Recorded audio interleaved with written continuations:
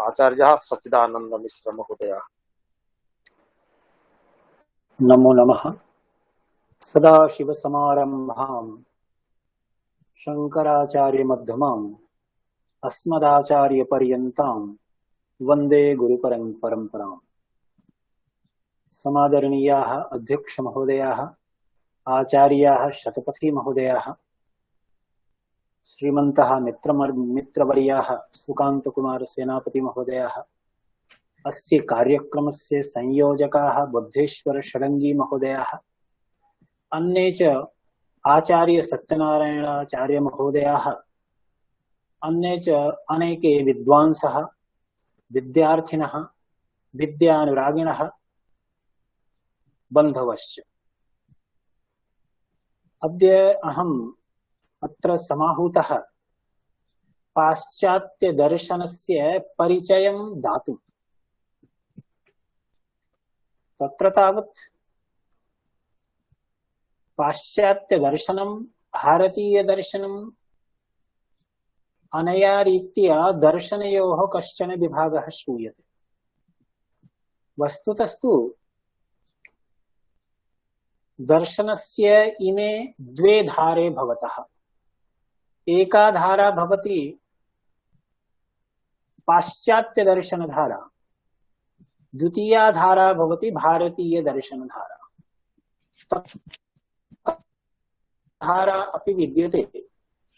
या धारा चीन प्रान्ते कन्फ्यूशियस, लाओ त्से तुंग इत्यादिभिः प्रवर्तिता, परन्तु सा धारा तथा महत्वपूर्णा नास्ति। परन्तु एते द्वे धारे, भारतीय दर्शनधारा पाश्चात्य दर्शनधारा च अत्यन्तं महत्वपूर्णे विद्येते। तत्र इदमपि किमपि अवगन्तव्यं भवति। तत्र पाश्चात्य भारतीय दर्शनयोः कश्चन भेदोऽपि विद्यते, कश्चन महत्वपूर्णो भेदः विद्यते। स भेदास्तादृशः महत्वपूर्णो विद्यते यस्मात् कारणात् बहुकालं यावत् पाश्चात्य दार्शनिकैः अनेकैः भारतीय दर्शनं दर्शनमेव न भवति इत्यपि प्रतिपादितम्। यथा हेगेल महोदयैः एवं प्रतिपाद्यते यत् भारतीय दर्शनं दर्शनं न भवति।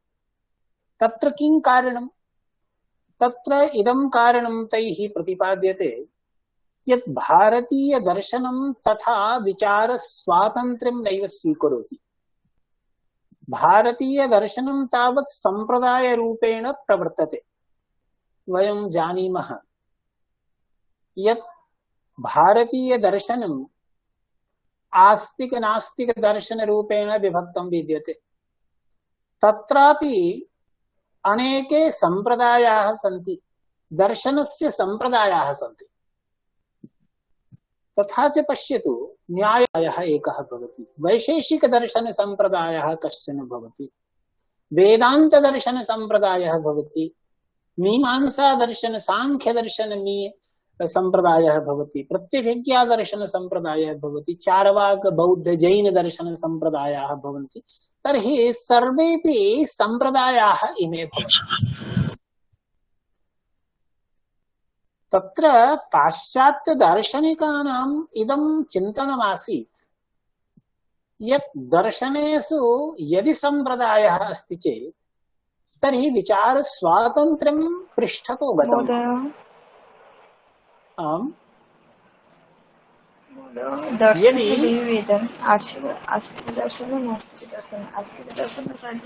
तत्र यदि दर्शनस्य संप्रदायाः सन्ति तर्हि तेषां संप्रदायानां प्रभावात् दर्शनं विकसितं भवति। तस्य अयम् अभिप्रायः भवति यथा न्यायदर्शनं प्रवर्तते। गौतमात् प्रभृति इदानीं कालं यावत् न्यायदर्शनं प्रवर्तते। तर्हि गौतमेन यः सिद्धान्तः प्रतिपादितः स एव सिद्धान्तः कश्चन परिष्कृतः भवति, किंचित परिष्कृतः भवति परकालीनैः नैयायिकैः। परन्तु एषा तु दर्शनस्य दिशा न भवति इति तेषां मतम्। तर्हि यदि एतादृशी दर्शनस्य दिशा न भवति तर्हि किं कर्तव्यं, किं स्वीकर्तव्यं? तत्र तेषां महान् अयम् आग्रहः आसीत् यत् भारतीयदर्शनं भवति किमपि धर्मरूपेण विद्यते। भारतीयदर्शनं वस्तुतः दर्शनं न भवति, किन्तु रिलीजियस् थिंकिंग, रिलीजन भवति, धार्मिक विचाराः एते भवन्ति। दर्शनरूपेण एतत् नैव स्वीकर्तव्यम्। तत्र एकः विद्वान् भवति पाश्चात्य दार्शनिकः कपलस्टन् महोदयः। कपलस्टन् महोदयैः हिस्ट्री ऑफ फिलॉसफी लिखिता विद्यते। तत्र सन्ति अनेके खण्डाः, दशाधिकाः खण्डाः तत्र विद्यन्ते। परन्तु तेषु खण्डेषु सर्वथा पाश्चात्य दर्शनस्यैव चिन्तनं विद्यते, भारतीय दर्शनस्य चर्चैव नास्ति। यद्यपि सः वदति हिस्ट्री ऑफ फिलॉसफी, इदं भवति दर्शनस्य चर्चा, अयं भवति दर्शनस्य इतिहासः। तर्हि दर्शनस्य यः इतिहासः, तस्मिन् इतिहासे भारतीय दर्शनस्य काचन चर्चा नैव लभ्यते।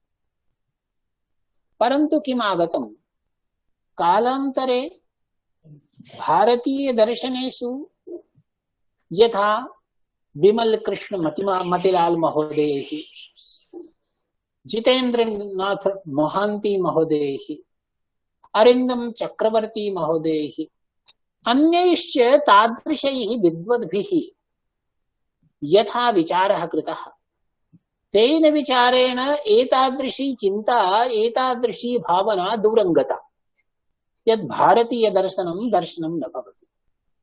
तर्हि इदम् आगतं यद् भारतीय दर्शनमपि दर्शनं भवति। अस्य प्रतिपादनस्य किमपि विशिष्टं प्रयोजनमस्ति, यतो हि अस्माभिस्तावत् एव एतद् अवगन्तव्यं यत् भारतीय दर्शन पाश्चात्य दर्शनयोः किम् अन्तरं भवति। अन्यथा तु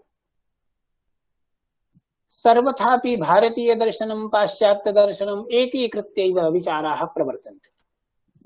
परन्तु सः विभेदः तदन्तरं किमपि करणीयं भवति। तस्य कृते तत्र यथा इदानीमेव अध्यक्षवर्यैः फिलॉसफी इत्यस्य अर्थः प्रतिपादितः विद्यानुराग इति। विद्यार्थं यः अनुरागः स एव फिलॉसफी। तर्हि पश्यतु, दर्शनं यद् भवति दृश्यते इति दर्शनं। यथा दृष्टिः भवति, दृष्टिर्नाम दर्शनं। विजन इति भवति तद् दर्शनं। परन्तु फिलॉसफी यद् भवति तद् विजन न भवति। सा काचन तादृशी समग्रा दृष्टिर्न भवति। किं भवति तत्? सोऽयं भवति विद्यानुरागः, विद्यार्थम् अनुरागः। तर्हि विद्यार्थं यदि अनुरागः भवति तर्हि किं क्रियते? तद्विद्धि प्रणिपातेन परिप्रश्नेन सेवया इति प्रोच्यते। परिप्रश्नेन, तत्र प्रणिपातः नैव अपेक्षितः, परिप्रश्नस्तु अपेक्षितः इति पाश्चात्यानां रीतिः। ते वदन्ति यद् ज्ञानार्थं प्रश्नाः समुपस्थातव्याः। तर्हि यदि प्रश्नाः समुपस्थातव्याः तदानीं ज्ञानं लभ्यते। तर्हि फिलॉसफी किं भवति? ज्ञानार्थं काचन प्रक्रिया भवति, सा उच्यते फिलॉसफी। तत्र काचित्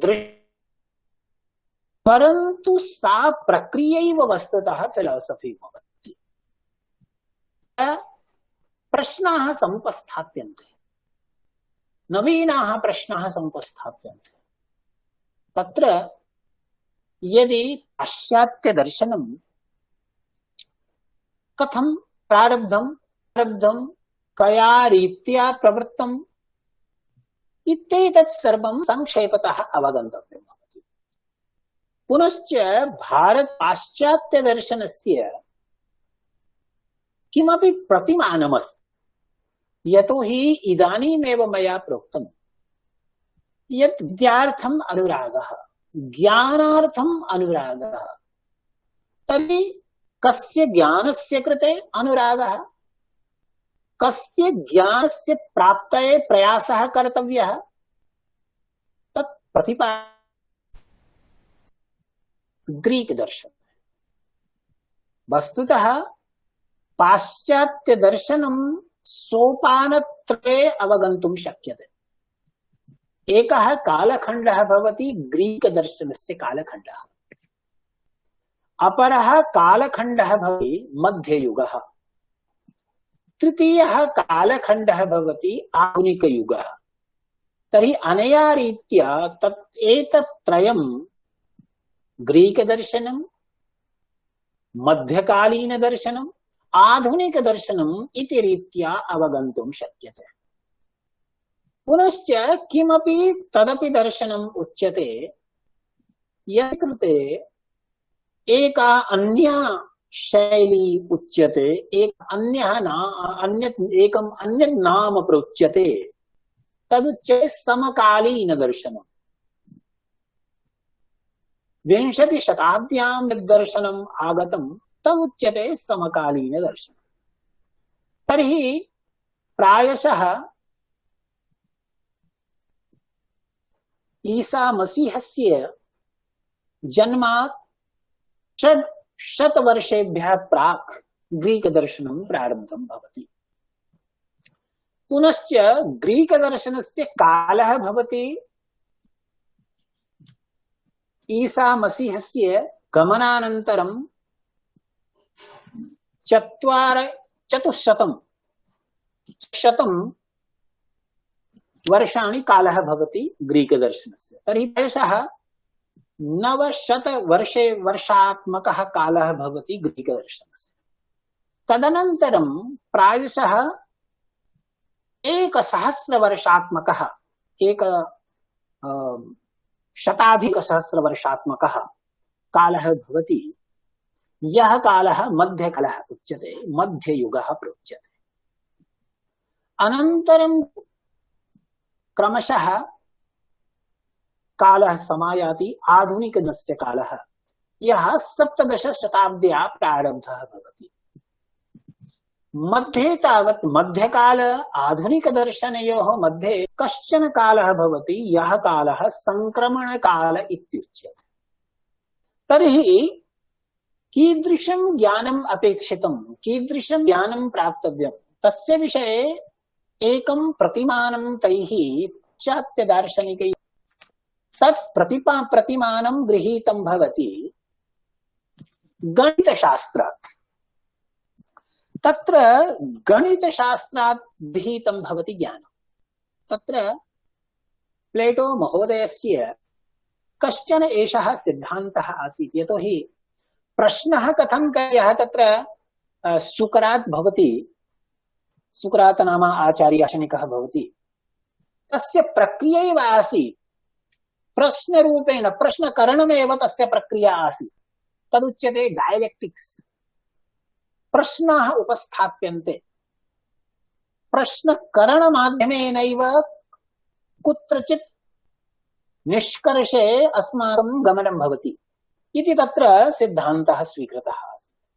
अतः यद्यपि सुकरातः दार्शनिकः पाश्चात्य दर्शनस्य महत्वपूर्णः विद्वान् भवति, परन्तु ततः प्रागपि केचन दार्शनिकाः आसन्, यैः दार्शनिकैः किं कारणमस्ति अस्य जगतः एतत् प्रतिपादितं, कैश्चित् एवं प्रतिपादितं यत् जलं कारणं भवति, कैश्चित् एवं प्रतिपादितं अग्निः कारणं भवति। अनया रीत्या भिन्नाः सिद्धान्ताः तैः भारतीय दर्शनम् अस्माभिः संप्रदाय रूपेण अवगन्तुं शक्यते, न तथा पाश्चात्य दर्शनं संप्रदाय रूपेण अवगन्तुं शक्यते। यावन्तः दार्शनिकाः तत्र सन्ति तावन्ति दर्शनानि तत्र विद्यन्ते। अत्र भारतीय दर्शनमुच्यते षड् दर्शनानि, द्वादश दर्शनानि, किं वा 26 दर्शनानि। अनया रीत्या दर्शनानां संख्या काचित् निर्धारिता विद्यते, सीमिता विद्यते। परन्तु पाश्चात्य दर्शने यावन्तः दार्शनिकाः सन्ति तावन्ति दर्शनानि तत्र सन्ति। यतोहि एका अन्यापि विचिकित्सा विद्यते, एकः अन्योपि स आग्रहः भारतीय दर्शनेषु नैव दृश्यते। सोऽयम् आग्रहः विद्यते नवीनतायाः कृते आग्रहः। अहं यदा समुपस्थितः तर्हि अहं स्वकीय स्थापयिष्यामि, किमपि नवीनं वदिष्यामि इति मम आग्रहः भवति। एतादृशः आग्रहः सर्वथा पाश्चात्य दर्शने श्रूयते, भारतीय दर्शने तु तादृश आग्रहः नैव श्रूयते इति एकं महत्त्वपूर्णम् अन्तरं तत्र भवति। तर्हि ज्ञानस्य किं स्वरूपं, कीदृश गन्तव्यं, कस्य ज्ञानस्य प्राप्तये प्रयासः कर्तव्यः। यथा गणितीयं ज्ञानं भवति तादृक् ज्ञानं, गणितीयं ज्ञानं कीदृक् भवति, गणितीयं ज्ञानं सर्वथा असन्दिग्धं भवति, अर्थात् ज्ञानेन सर्वथा भवितव्यं, सन्देहरहितेन भवितव्यम्। पुनश्च गणितीयं ज्ञानं सार्वभौमिकं भवति। सार्वभौमिकं भवति नाम यथा अत्र तथैव अन्यत्र, यथा भारते तथैव अमेरिका देशे। यदि 2+2 4 भवति अमेरिका दर्शने, तर्हि भारतेपि 2+2 यदि सर्वत्रापि तथैव दृश्यते, तर्हि तादृग्ज्ञानं यत् ज्ञानं गणितीयं ज्ञानमासीत् सर्वथा असन्दिग्धम्, अतएव सार्वभौमिकम्, अतएव शुद्ध बुद्धिग्राह्यम्, तज्ज्ञानं बुद्ध्या एव गृहीतं भवति। अतएव एतत् सर्वं पुनश्च तत् ज्ञानं या गृहीतं भवति, गणितीयं ज्ञानं, तद् इन्द्रियेण ज्ञातं यत् जगत् भवति, तत्र अनिवार्यतया तस् गणितीयं ज्ञानं सम्यक्तया योजयितुं शक्यं भवति। अस्मात् यद् गणितीयं ज्ञानं तद् गणितीयं ज्ञानम् आदर्शरूपेण स्वीकर्तव्यम्, तस्य ज्ञानस्य प्राप्तये प्रयासः कर्तव्यः, तदर्थं प्रश्नाः समुपस्थातव्याः। अतएव नवीनाः प्रश्नाः उपस्थाप्यन्ते, कथं तत् ज्ञानं प्राप्तुं शक्यम्, गणितीयम् आदर्शं यत् ज्ञानं भवति तत् ज्ञानं कथं लब्धुं शक्यम् इति तत्र कश्चन आग्रहः। अतएव एतादृशम् आग्रहमेव आधारीकृत्य पाश्चात्य दर्शन परंपरा विकसति। एतत् महत्त्वपूर्णं भवति। तत्र प्लेटो महोदयेन एकः कश्चन सिद्धान्तः प्रतिपादितः। तैः एवं प्रोक्तं यत् अस्माकं यानि इन्द्रियाणि भवन्ति तैः इन्द्रियैः यस् ज्ञानं लभ्यते तस् ज्ञानम् असन्दिग्धं न भवति, यतोहि सन्दिग्धं भवति। कथं सन्दिग्धं भवति? पुनश्च बाध्यमपि भवति कदाचित्। इदानीम् एव दृष्टम् अत्र सर्पः, कालान्तरे अनुभूयते नायं सर्पः इति। तर्हि यदिदं ज्ञानम् इन्द्रियेण समुपस्थापितं भवति तज्ज्ञानम् असन्दिग्धं न भवति, सन्दिग्धं भवति। पुनश्च तज्ज्ञानम् सार्वभौमिकं न भवति, सर्वथा तथैव ज्ञानं न भवति। इन्द्रियेण यज्ञानं तस्य ज्ञानस्य सार्वभौमिकता न भवति, सर्वथा सर्वत्र तथैव न दृश्यते। तत्र भेदः भवति कश्चन। यदि अस्माकं यत् चक्षुः भवति तस्य पार्श्वे स्वकीया अङ्गुलिः यदि प्रदीयते चेत् एकमपि वस्तु द्वयात्मकम् उपलभ्यते, तर्हि इन्द्रियेण यज्ज्ञानं जायते तत् सर्वमपि ज्ञानं विश्वसितुं न शक्यते इति तेषां सिद्धान्तः। तो हि ज्ञानं किं भवति, तत्र एका कथा तत्र प्रतिपाद्यते ग्रीक दर्शने। अस्माकं कीदृशी स्थितिः भवति, हम गुहायां स्थिताः, तत्र प्रकाशः अस्माकं पृष्ठतः समायाति, सोऽयं प्रकाश अस्माकं पृष्ठतः समायाति, वयं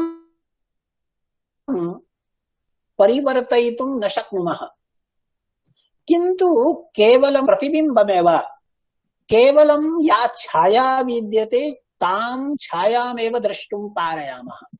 तर्हि इन्द्रियैः केवलं छाया लभ्यते। पुनश्च तत्त्वं केन लभ्यते, तत्त्वं लभ्यते, तत्त्वं सर्वथा बुद्धिग्राह्यं भवति। अतएव पश्चिमी पाश्चात्य दर्शन परंपरायां यथा अत्र आस्तिक नास्तिक दर्शन परंपरा प्रतिपाद्यते, तथैव वर्गीकरणं भारतीय दर्शनस्य यथा भवति आस्तिक नास्तिक, तथैव तत्र एकं वर्गीकरणम् अत्यन्तं महत्त्वपूर्णं भवति। तद् वर्गीकरणं भवति बुद्धिवादी दार्शनिकाः, बुद्धिवादी दर्शनं किं वा अनुभववादी दर्शनं। तत्र बुद्धिवादी दर्शनस्य एका दीर्घा परंपरा प्रचलति। ग्रीक दर्शनात् प्रारभ्यते, सा परंपरा प्रारब्धा भवति च, सा प्रारब्धा परंपरा आधुनिक कालं यावत् प्रचलति। आधुनिकेऽपि काले केचन दार्शनिकाः बुद्धिवादिनः एव सन्ति। तेषाम् अयं सिद्धान्तः भवति यत् बुद्ध्या तत्त्वं ज्ञायते, तत्त्वज्ञानं केवलं बुद्ध्या एव लब्धुं शक्यते। यतोहि पाश्चात्य दर्शनस्य परिचयः दातव्यः भवति। मया यथा प्रोक्तं यत् यावन्तः दार्शनिकाः तावन्ति दर्शनानि सन्ति, तर्हि तेषां दर्शनानां तथा परिचयः प्रदातुं न शक्यते अल्पीयसा कालेन। परन्तु कश्चन विषयः अत्र समुपस्थाप्यते, येन पाश्चात्य दर्शनस्य या विचार पद्धतिः, पाश्चात्य दर्शनस्य या विचार सरणिः विद्यते सा अवगता भवेत्। यदि सा अवगता चेत् तर्हि पाश्चात्य दर्शने प्रवेश, तर्हि इदमपि अवगन्तुं शक्यते, विचारयितुं शक्यते यत् पाश्चात्य दर्शने गणितीयं ज्ञानम् आदर्शरूपेण स्वीकृतं, परन्तु भारतीय दर्शने तथा गणितीयं ज्ञानं रूपेण कुत्रचिदपि न स्वीकृतम्। कुतस्तावत्? एतदपि विचारणीयं, कथं तावत् भारतीय दर्शने गणितीयं ज्ञानम् आदर्शरूपेण नैव स्वीकृतम्, पाश्चात्य दर्शने तु तत्र इदं कारणं भवति। भारतीय दार्शनिकाः एतत् जानन्ति, पाश्चात्य दर्शनस्य अध्ययनं भारतीय दार्शनिकैः अवश्यमेव करणीयम् इति अहं वदामि। किं कारणं तत्र? यदि पाश्चात्य दर्शनस्य अध्ययनं भारतीय दार्शनिकैः क्रियते तर्हि भारतीय दर्शनं सम्यक्तया अवगतं भवति। भारतीय दर्शनस्य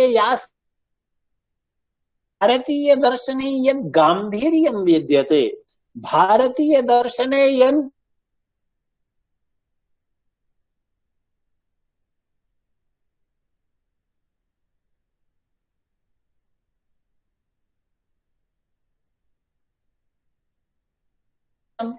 यतो हि भारतीय दर्शन परंपरा खंडन मंडन रूपेण प्रवर्तते। न्याय दर्शनस्य ये सिद्धान्ताः क्रमेण प्रतिपादिताः तेषां सिद्धान्तानां नागार्जुनेन आलोचना विहिता। नागार्जुनेन या आलोचना विहिता तस्याः आलोचनायाः निराकरणं कर्तव्यं भवति। तत्कार्यं वात्स्यायनेन कृतम्। पुनश्च वात्स्यायनेन यद्दर्शनं प्रतिपादितं यथा न्यायस्य परिष्कारः कृतः तस्य आलोचनं दिङ्नागेन कृतम्। दिङ्नागेन धर्म की दिङ्नागेन यत् प्रतिपादितं तस्य आलोचनम् उद्योतकरेण कृतम्।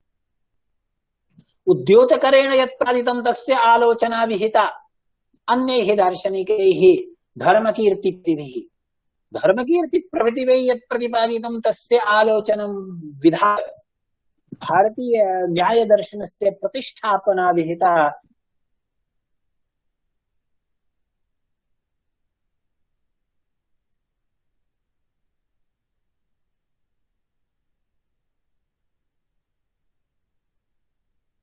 वाचार्येण यः सिद्धान्तः प्रतिपादितः तत्र कश्चन महत्वपूर्ण सिद्धान्तः स्यात्, परन्तु यदि तस्य कश्चन व्याख्याता नास्ति तर्हि स सिद्धान्तः तथा महत्वं नैव प्राप्नोति, तथा स्वीकृतिं नैव प्राप्नोति।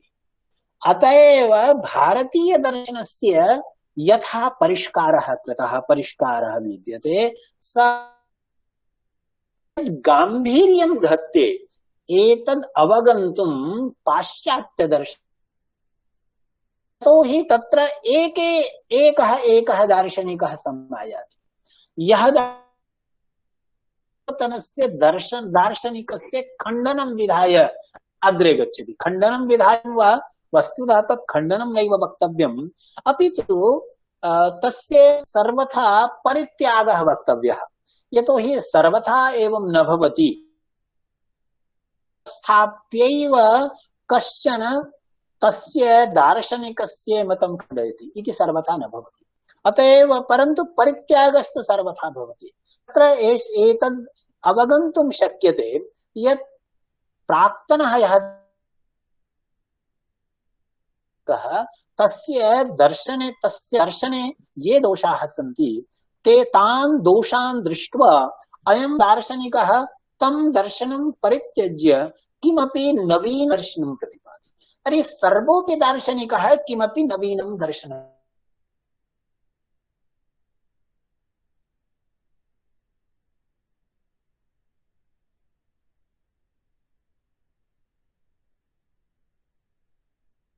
तत्र मध्ययुगः वस्तुतः एवं प्रोच्यते यत् दर्शनस्य सः अन्धकारयुगः कथम्?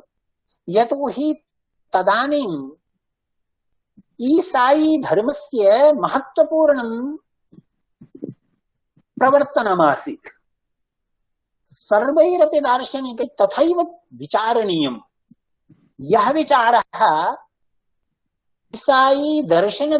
ईसाई धर्मद्वारा यत् प्रतिपाद्यते तस्य विपरीतं न भवेत्।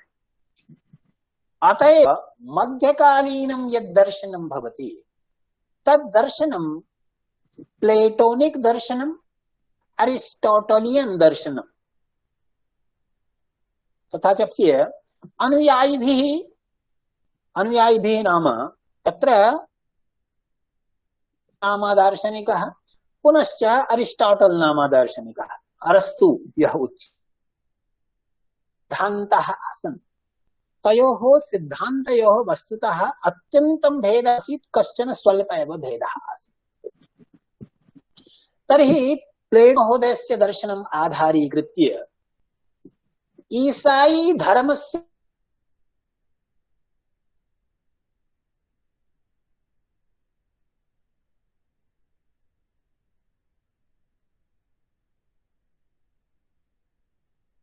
कर्तुं शक्यते इति विचिन्त्य एका अन्या परम्परा प्रचलति। तर्हि एते द्वे परम्परे प्रचलतः। तत्र अनेके दार्शनिकाः समायान्ति, परन्तु तत्र तेषु दार्शनिकेषु किमपि तथा नावीन्यं नैव लभ्यते। अत एव पाश्चात्याः ये दार्शनिकाः दर्शनस्य आलोचनां कुर्वन्ति, तेषां मनसि तादृशी एव व्याख्या परंपरा दृष्टिपथम् आयाति। ते चिन्तयन् एतादृशी दर्शन परंपरा विद्यते, व्याख्या परंपरा एवं भारतीय दर्शनेपि काचित् व्याख्या परंपरा अस्ति। अतः तथा दर्शनं न भवति। मध्यकालीन दर्शनवत् तदिदं भारतीय दर्शनम् उपेक्षणीयं भवति। अतएव पश्चिम दर्शने मध्यकालीनं दर्शनं यद् भवति तस्य विषये इदं प्रोच्यते। तथा च यदा वयं विश्वविद्यालयेषु पाश्चात्य दर्शनं पठयामः तत्रापि मध्यकालीनं दर्शनं नैव पाठ्यते। किं कारणं? यतोहि तत्र किमपि नवीनता, काचित् नवीनता नास्ति, किमपि कश्चन महत्वपूर्णः तथा विचारः नास्ति इति रीत्या तद्दर्शनं मध्यकालीनं परित्यज्यते। परन्तु तर्हि एवं रीत्या एवं विचारः मध्ये अस्ति यत् बुद्धिवादी दार्शनिक बुद्धिम् आधारीकृत्य या बुद्ध्या एव अपि विचारः लब्धुं शक्यते। सर्वमपि ज्ञानं बुद्ध्या एव प्राप्तुं शक्यते इति कश्चन विचारः आसीत्। तर्हि बुद्ध्या एव सर्वं ज्ञानं लब्धुं शक्यते इति विचारः ग्रीक दर्शनतः प्रारब्धः भवति। तर्हि ग्रीक दर्शने प्लेटो समायाति, अरिस्टाटल् महोदयः समायाति। तर्हि एतैः इदं सर्वं प्लेटो महोदयोऽपि बुद्धिवादी भवति, पुनश्च अरिस्टाटल् महोदयोऽपि बुद्धिवादी दार्शनिकः भवति। तत्र एतेषु ग्रीक दर्शनेष्वपि एकः भागः भवति ज्ञानमीमांसात्मकः भागः, अपरः भागः भवति तत्त्वमीमांसात्मकः भागः, पुनश्च कश्चन भागः भवति मीमांसात्मकः भागः। तर्हि प्रत्यक्षस्य सर्वथा प्रामाण्यं न भवति इति बुद्धिवादी दार्शनिकानाम् अभिमतम्। इदं तावत् सर्वथा स्वीकृतः सिद्धः यत् प्रत्यक्षं तावत् प्रमाणं न भवति। तर्हि प्रत्यक्षेण किमपि नवीनं ज्ञानं नैव लभ्यते, अपि तु किं लभ्यते? प्रत्यक्षेण तावत् ज्ञानस्य काचन छाया। तर्हि छायां लब्ध्वा, यथा चित्रं लब्ध्वा किं वा छायां लब्ध्वा कश्चन बुद्धिबलात् निर्धारयितुं शक्नोति कीदृशम् अस्ति स्वरूपं। तथैव अत्रापि छायां लब्ध्वा प्रत्यक्षेण यत् ज्ञानं लभ्यते, वस्तुतः तत् ज्ञानं न भवति, अपि तु ज्ञानाभासः भवति। तं ज्ञानाभासं लब्ध्वा विचारद्वारा बुद्ध्या विज्ञानं लब्धुं शक्यते। अतः एव तत्र अयं सिद्धान्तः प्लेटो महोदयेनापि स्वीकृतः भवति, पुनः अयं सिद्धान्तः अरिस्टाटल् महोदयेनापि स्वीकृतः भवति। अग्रेपि एषः सिद्धान्तः अनेकैः दार्शनिकैः स्वीकृतः भवति। तथा च पश्यतु, प्लेटो महोदयानां सिद्धान्तानुसारं विज्ञानं यद् भवति तत् सामान्यं भवति, वस्तु विशेषः भवति। विज्ञानम् एव भवति, वस्तूनि अनेकानि भवन्ति। विज्ञानं तावत् देशतः कालतः अपरिच्छिन्नं भवति, परन्तु वस्तु केन्द्रिक भवति, देशतः कालः अवच्छिन्नं भवति। पुनः विज्ञानं तावत् नित्यं भवति, निराकारं भवति, निर्विकारं। वस्तु तावत् अनित्यं भवति, सविकारं भवति, साकारं च भवति इति रीत्या कश्चन सिद्धान्तः संक्षेपतः अवगन्तुं शक्यः। यः भवति प्लेटो महोदयस्य सिद्धान्तः। तत्रैव तथैव अरस्तु महोदयेनापि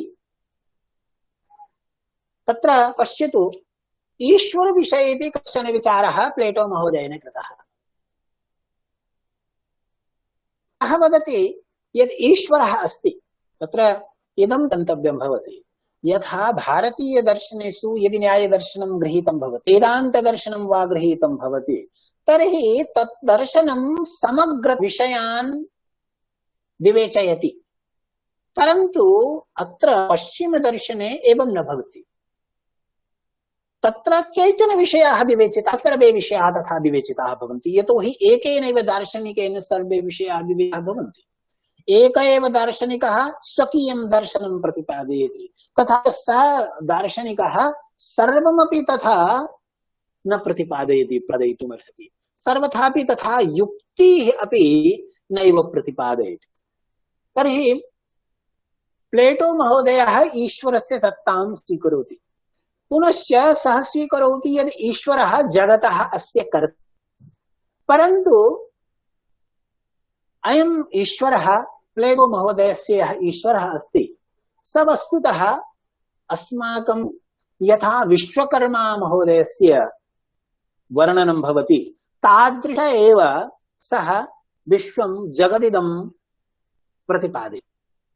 यथा कश्चन कलाकारः काञ्चन मूर्तिं प्रतिपादयति, काञ्चन मूर्तिं निर्मापयति, तथैव अयम् ईश्वरोऽपि विज्ञानमाध्यमेन समग्रम् इदं जगत् निर्मापयति इति तस्य प्लेटो महोदयस्य कश्चन सिद्धान्तः। वस्तुतस्तु किं भवति, पाश्चात्यदर्शनस्य परिचयः तथा प्रदानाय महान् कालः अपेक्षितः भवति। यतोहि एकैकशः दार्शनिका विचाराणां बाहुल्यं तत्र विद्यते। यतोहि विचारस्वातन्त्र्यमपि, तर्हि विचाराणां बाहुल्यं विद्यते, सर्वथा विचाराणां बाहुल्यं। प्लेटो महोदयस्य विचाराः तथा सन्ति, अरिस्टोटल् महोदयस्यापि विचाराः तथा सन्ति। अरिस्टोटल्, अरस्तु महोदयः प्लेटोस्य शिष्यः आसीत्। तर्हि द्वयोः सिद्धान्तयोः स्वल्पमेव अन्तरं भवति, परन्तु द्वयोः सिद्धान्तयोः यत् स्वल्पम् अन्तरं भवति, तत् स्वल्पमेव अन्तरं तथा परिष्कृतं, तथा विवेचितं भवति, यथा तदन्तरम् अत्यन्तं प्रतिभाति। यथा प्लेटो महोदयः ईश्वरं जगत्कारणरूपेण स्वीकरोति, तथैव अरस्तु महोदयोऽपि ईश्वरं जगत्कारणतया स्वीकरोति। तर्हि तत्र वस्तुतः अरस्तु महोदयस्य दर्शने द्वयोः तावत् भेदः प्रतिपाद्यते, तदुच्यते मैटर एंड फॉर्म। द्रव्यं तस्य रूपं, द्रव्यं तस्य आकारः, एवं आकारः इति अवगन्तव्यम्। तर्हि द्रव्यम् एकं भवति, आकारः कश्चन अन्यः भवति। तर्हि द्वयोः कश्चन कीदृशः सम्बन्धः अस्ति, द्वयोः अपृथक् सिद्धरूपः सम्बन्धः, इनसेपरेबल, दे आर इनसेपरेबल। तर्हि तयोः पृथक्करणं न सम्भवति इति कश्चन तेषां सिद्धान्तः भवति। तर्हि अरस्तु महोदयः अपि ईश्वरम् अस्य जगतः कारणत्वेन स्वीकरोति। ईश्वर एव जगतः आदिः भवति, अन्तश्च भवति।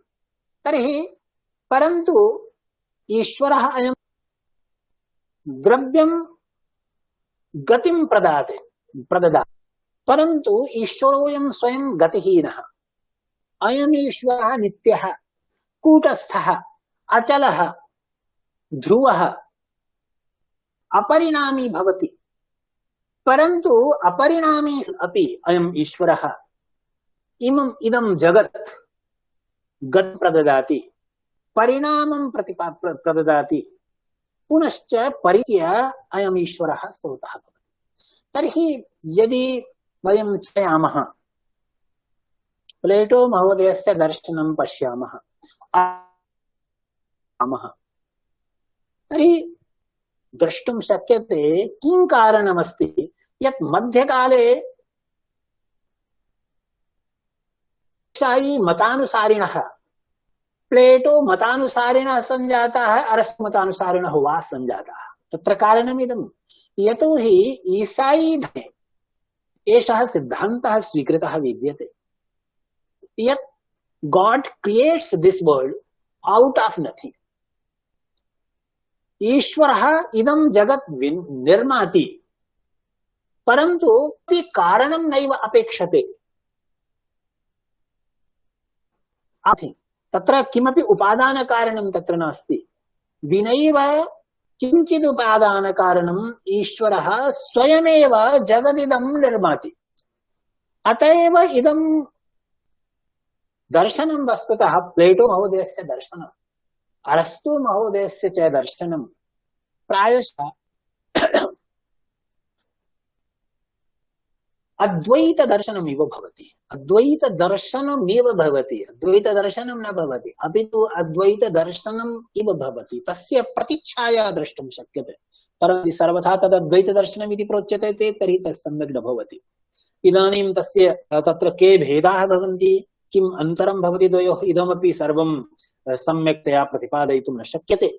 परन्तु अनया रीत्या प्लेटो महोदयस्य दर्शनं भवति, अरस्तु महोदयस्य दर्शनं भवति, तर्हि भवान् द्रष्टुं शक्नोति यत् ईसाई धर्म मध्ये यदा एषः सिद्धान्तः समागतः यत् इदं सर्वं जगत् ईश्वरादेव निर्मितमस्ति, ईश्वरः इदं जगत् निर्माति, परन्तु विनैव किञ्चित् उपादानकारणं, तर्हि एतद्द्वयं दर्शनं यदासीत् तद्द्वयं दर्शनं कदाचित् आधाररूपेण भवितुमर्हति।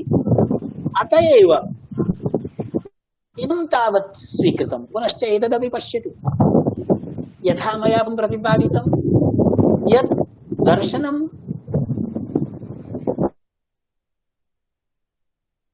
यतोहि विघ्नः भवति। मंजुलता म्यूट। आम्, अस्तु। तर्हि अनया रीत्या परंपरा प्रचलति। सा परंपरा तथा महत्वपूर्णा नास्ति, परन्तु अनया इदम् अवगन्तुं शक्यते यत् एकेनैव दर्शनेन कथं सर्वेषां दर्शनानां जनिरभूत्। यतोहि सा एषा व्याख्या परंपरा अरिस्टोटलियन प्लेटोनिक इति नाम श्रूयते। तत्र तत्र एवं श्रुतमासीत् यत् either you are a Platonic or an Aristotelian, there is neither no other way. तत्र कश्चन तृतीयः मार्गः अस्ति। भवान् प्लेटो मतस्य अनुयायी भवितुमर्हति, तथापि किञ्चित् काचित् नवीनता तत्र विद्यते दर्शनेषु, परन्तु व्याख्या परंपरा रूपेण तद्दर्शनं प्रचलति।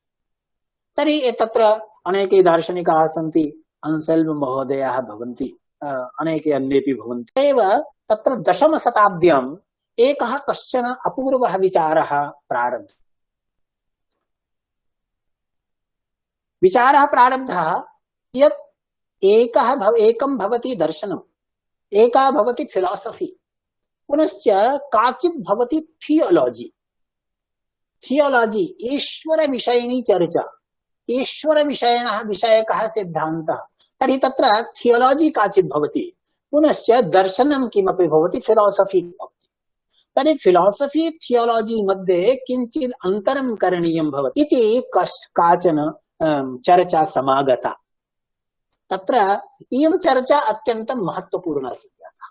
तत्र एतत् निर्धारितं जातं यत् यत्र विचार स्वातन्त्र्यं विद्यते, यत्र बुद्धि वैभवमस्ति, सा चर्चा दर्शन चर्चा स्वीकर्तव्या, तद् दर्शनं भवति इति स्वीकर्तव्यम्। यत्र तु बुद्धि वैभवं नास्ति, केवलं ग्रन्थाधारितः विचारः भवति, यदा समाधारीकृत्य विचारः प्रवर्तते तर्हि तद्दर्शनं भवति अपि तु सा तच्चिन्तनं थियोलॉजी भवति। पश्यतु अत एव भारतीय दर्शनस्य यथा आस्तिक नास्तिक विभागः कृतः यत्र च आस्तिक दर्शनं नाम वैदिक दर्शनम् इति प्रोक्तं भवति अत एव पाश्चात्य दार्शनिकाः भ्रान्ताः सन्ताः तैः एवं चिन्तितं यथा मध्यकालीनं दर्शनं बाइबिल ग्रन्थमाधारीकृत्य प्रवर्तते तथैव इदमपि सर्वं वेदमाधारीकृत्य प्रवर्तते अतएव उपेक्षणीयं भवति दर्शनं न भवति इति तेषां सिद्धान्तः। तर्हि बुद्धिवादी दर्शनम् अनुभववादी दर्शनम् अनेन दर्शनानां कश्चन क्रमः। तर्हि एतत् स्वीकृतमासीत् दीर्घकालं यावत् यत् बुद्धिवादी भवति दर्शनं बुद्धिवादी एव भवितुमर्हति। कुतः? यतोहि बुद्ध्या यत् गृहीतं भवति बुद्धिरेव असन्दिग्धं ज्ञानं दातुं शक्नोति। आधुनिक दर्शनं यदा प्रारब्धं डेकार्ट महोदयः समागतः। डेकार्ट महोदयस्य वैशिष्ट्यं किमासीत्? तेन कश्चन अपूर्वः विधिः काचन अपूर्वा पद्धतिः आविष्कृता संशय पद्धति नाम्ना। तेन एवं प्रोक्तं यद् विचारणीयमस्ति किमपि असन्दिग्धं भवितुमर्हति न वा? किं तद् असन्दिग्धं भवति? पश्यतु, पूर्वं मया प्रोक्तमासीत् यत् बुद्ध्या एव असन्दिग्धं ग्रहीतुं शक्यते। तर्हि तस्य दीर्घः विचारः, लम्बायमानः विचारः डेकार्ट महोदयस्य यत् ते एवं वदन्ति वस्तुतः अस्माकम् इन्द्रियाणि वस्तुतः किमपि दर्शयन्ति, कदाचित् किमपि अन्यत् दर्शयन्ति। तर्हि इन्द्रियाणां विश्वासः नैव कर्तव्यः, कर्तुं शक्यते। यतोहि इन्द्रियैः छलं क्रियते। वारं वारं वयं तत्र मुग्धाः भवामः। इन्द्रियेण किमपि प्रतिपाद्यते अनन्तरं दूषितं भवति, खण्डितं भवति। तर्हि एवं चिन्तनीयं किम् अस्ति तत्तत्त्वं यद् निश्चितमस्ति, केन लब्धुं शक्यते, कया रीत्या लब्धुं शक्यते, तर्हि तेन प्रतिपादितं यद् बुद्ध्या तल्लब्धुं शक्यते। असन्दिग्धं किं भवति इत्यैः उक्तं सर्वमपि सन्देहयोग्यं भवितुमर्हति, परन्तु सन्देहः सन्देहयोग्यः भवितुमर्हति। कुतः? सन्देहस्तु अस्त्येव। सन्देहः जायमानः स्वकीयां सत्तां स्वयमेव निश्चाययति। तर्हि सन्देहः अस्ति, परन्तु एवं रीत्या सन्देहस्य पद्धतिम् आधारीकृत्य अग्रे यं विचारं यथा सः विचारयति तया रीत्या तेनापि बाइबिल मध्ये यथा प्रतिपादितमस्ति ईश्वर विषयकः विचारः। अतः वस्तुतः पश्यतु, पश्चिम दर्शने ईश्वर विषयकः विचारः अत्यन्त केन्द्ररूपेण विद्यते। यतोहि मध्यकालीनं यद् दर्शनमासीत् ग्रीक दर्शनं परित्यजतु, तत्र तथा ईश्वर विषयकः विचारः तथा केन्द्ररूपेण नास्ति। यद्यपि विचारः तत्रापि विद्यते, परन्तु तथा केन्द्ररूपेण नास्ति। ईश्वर विषयकः विचारः भारतीय दर्शनेपि विद्यते, परन्तु तथा केन्द्ररूपेण नास्ति। तथैव परन्तु मध्यकाले ईश्वर विषयकः विचारः केन्द्ररूपेण, यतोहि ईसाई धर्मः ईश्वरम् आधारीकृत्य स्थातुमर्हति। अतः एव तत्र ईश्वर विषयकः विचारः केन्द्ररूपेण विद्यते। तर्हि ईश्वरः कथं साधयितुं शक्यते इत्यपि विचारः तत्र आसीत्। तर्हि तत्र डेकार्ट महोदयेन तथा विचारः प्रारब्धः। डेकार्ट महोदयस्य विचारः अस्ति तत्र सिद्धान्तरूपेण संक्षेपतः एवं वक्तव्यते। डेकार्ट महोदयः द्वैतवादी अस्ति। तत्र वस्तुद्वयमपि, माइंड एंड मैटर। तत्र भौतिकमपि वस्तु विद्यते, अभौतिकमपि अस्ति। अभौतिकं यदस्ति माइंड इति कृत्वा तत् प्रोच्यते। पुनश्च ईश्वरः अपि तथैव अभौतिकः, अभौतिकं किमपि वस्तु भवति, अभौतिकः भवति ईश्वरः इति रीत्या तत्र वस्तुद्वयमस्ति इति तत्र प्रतिपाद्यते। अग्रे पुनः परंपरा एषा प्रचलति। स्पिनोजा महोदयः यस्य सिद्धान्तः भवति सर्वमपि सर्वेश्वरवाद रूपेण स्पिनोजा महोदयस्य सिद्धान्तः सः अपि बुद्धिवादी भवति। पुनश्च अग्रे लाक महोदयः समायाति। तैः एवं प्रतिपादितं यत् इदं सर्वं विवेचनं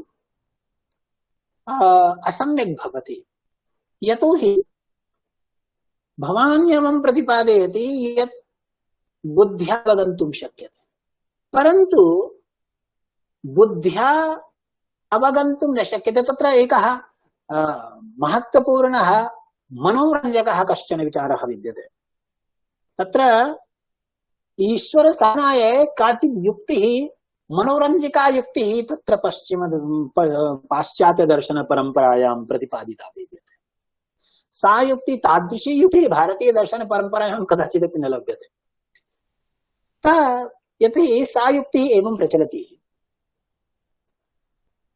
तद्यते यत् ईश्वरविषयकः विचारः विद्यते, तत्र कश्चन एवं विचारः विद्यते मम, यत् किञ्चित् तादृक् तत्त्वमस्ति यत् सर्वथा परिपूर्णं तत्त्वमस्ति।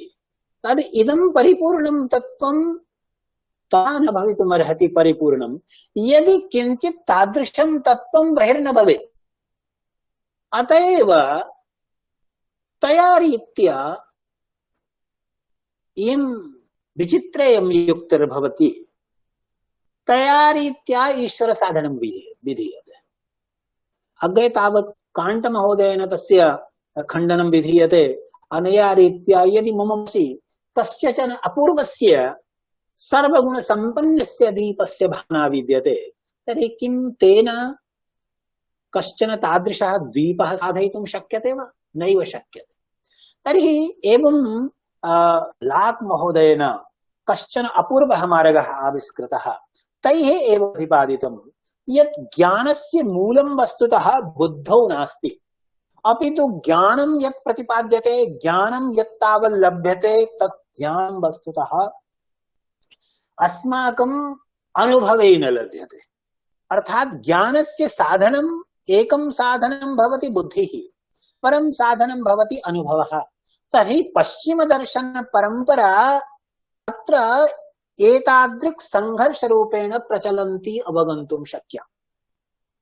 केचन दार्शनिकाः एवं प्रतिपादयन्ति यत् ज्ञानं तावत् बुद्ध्या लभ्यते, अन्ये दार्शनिकाः एवं वदन्ति ज्ञानं बुद्ध्या न लभ्यते, किं तर्हि अनुभवेन लभ्यते।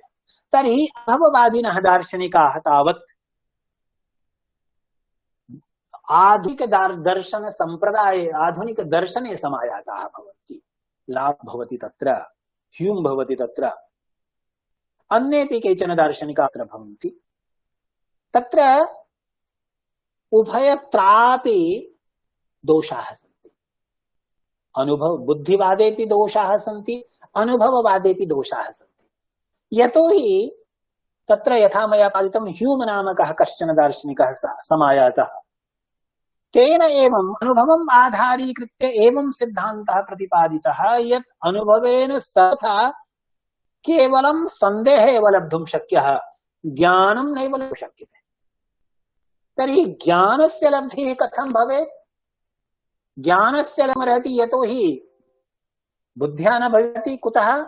यतोहि यदि बुद्ध्या लब्धुं शक्यं स्यात् तर्हि तत् आधारः अपेक्षितः। सर्वथापि बुद्ध्या ज्ञानं नैव लब्धुं शक्यम्। अतएव एवम् आगतं यत् गणितीयं यत् ज्ञानं भवति तत् ज्ञानं वस्तुतः विकल्पात्मकं ज्ञानं भवति। विकल्पात्मकं यत् ज्ञानं भवति तत्र बाह्याः विषयाः न भवन्ति। यथा पश्यतु, एकः त्रिभुजः भवति, तत्र त्रिभुजस्य परिभाषा भवति यत् 80+100 अंशाः भवन्ति तत्र त्रिभुजे।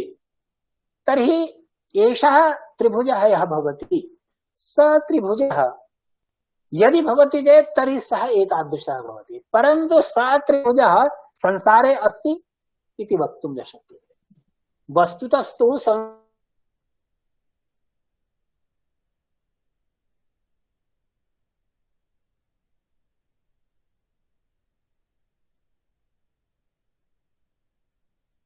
गोलाकारा विद्यते तर्हि गोलाकारायां पृथिव्यां कथं तादृशः त्रिभुजः निर्मातुं कोणानां योगः तादृक् भवेत्। अतएव मध्ये बुद्ध्यनुभवयोर्मध्ये किमपि अन्तरं विद्यते।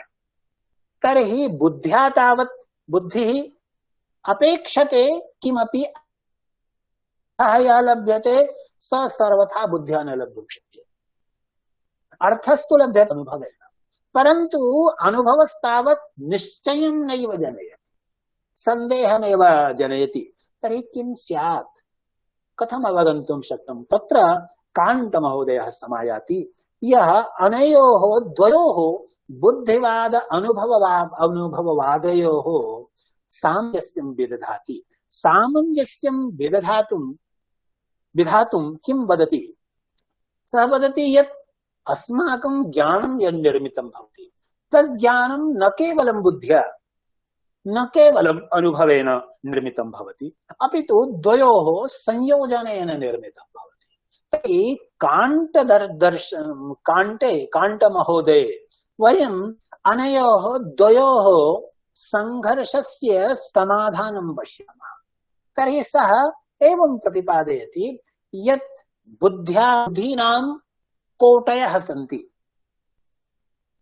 तासु किसु यज्ज्ञानं लभ्यते इन्द्रियैः तज्ज्ञानं तासु कोटिषु संस्थाप्यते, तदानीमेव ज्ञानं निर्मितं भवति। तर्हि अनया रीत्या तैः सिद्धान्ततः ईश्वर विषये किं करणीयम्, ईश्वरः ईश्वरसत्तायां किमपि प्रमाणम् अस्ति न वा इति विषये काण्टमहोदय विचाराः अत्यन्तं महत्वपूर्णाः सन्ति। तेन एवं प्रोच्यते यदि ईश्वरः कदाचिदपि युक्तिबलेन साधयितुं न शक्यः, न कदाचिदपि अङ्गेन साधयितुं शक्यः, परन्तु ईश्वरविषयकः विश्वासः अपेक्षितः भवति। अतएव तस्य केचन ग्रन्थाः भवन्ति क्रिटिक् आफ् प्योर् रीजन्, शुद्धबुद्धिमीमांसा। तर्हि शुद्धबुद्धिमीमांसायां तत्र बुद्धशोधनं कथं भवति इति प्रतिपाद्यते। तस्य एकः अपरः अपि ग्रन्थः भवति क्रिटिक् आफ् प्राक्टिकल् रीजन्, व्यावहारिकबुद्धिमीमांसा। तर्हि तेन एवं प्रोक्तं यत् व्यावहारिकबुद्धि ईश्वरम् अपेक्षते, अत एव ईश्वरस्य तत्र अपेक्षा विद्यते। परन्तु अनया रीत्या यदा काण्टमहोदयं वयं प्राप्नुमः, तत्र काण्टमहोदयात् अनन्तरं किं भवति? वैज्ञानिकयुगः आयाति। विज्ञानेन एवं काण्टेन एवं स्थापितं यत् ज्ञानं वस्तुतः केवलं विज्ञानेन प्राप्तुं शक्यते। दर्शनं ज्ञानं नैव नोति, दर्शनेन ज्ञानं न लभ्यते, अपि तु ज्ञानं यल्लभ्यते तज्ज्ञानं विज्ञानेन लभ्यते इति तेन प्रतिपादितम्। अग्रे तावत् भववादिनः आगच्छन्ति, दार्शनिकाः, अन्येपि तेषां विचारः इदानीव कर्तुं शक्यते। समयः कश्चन अधिकः एव गृहीतः, अत्रैव विरमामि। धन्यवादः। अस्माभिः बहुवनं बहुशोभनं सच्चिदानंद मिश्र महोदयाः बहु शोभनं। साधुवादः साधुवादः। सम्यक्तया पाश्चात्य दर्शन परिचय प्रसंगे भवद्भिः प्रतिपादितम्। धन्यवादः।